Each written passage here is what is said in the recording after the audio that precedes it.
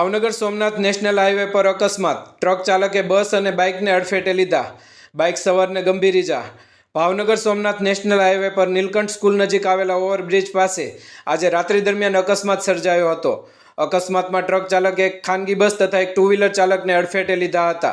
આ બનાવમાં બાઇક સવાર ડોળાશિયા રાજુભાઈ હરિભાઈ ઉંમર આશરે 32 રહેવાનું રાણીવાડા, જેઓને ગંભીર ઇજા થતાં તેમને તાત્કાલિક 108 મારફતે તળાજાની ખાનગી હોસ્પિટલમાં ખસેડવામાં આવ્યા હતા।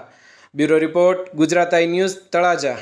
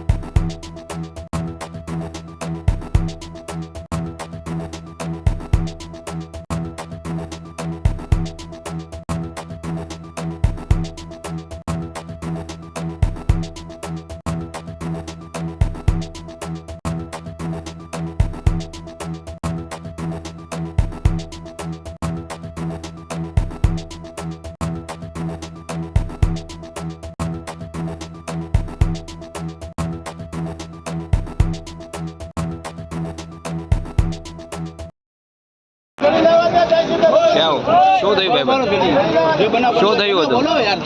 એટલે આ ઉડેવી અમારી એટલે લક્ઝરી જતી હતી તો અહીંયા એસટી પસાર થતી એટલે ઊભી રહેલી હતી તો આ એક ટ્રકવાળો ભાઈ એટલી જોરમાં આવ્યો તો અહીંયા ડિવાઈડર પર ચડાવીને ગાડીના ટક્કર મારી છે અને સામે સ્પ્લેન્ડર હતી એક ભાઈને બી ઠોકી નાખ્યા છે, એનો પગ ફ્રેક્ચર છે હાલમાં।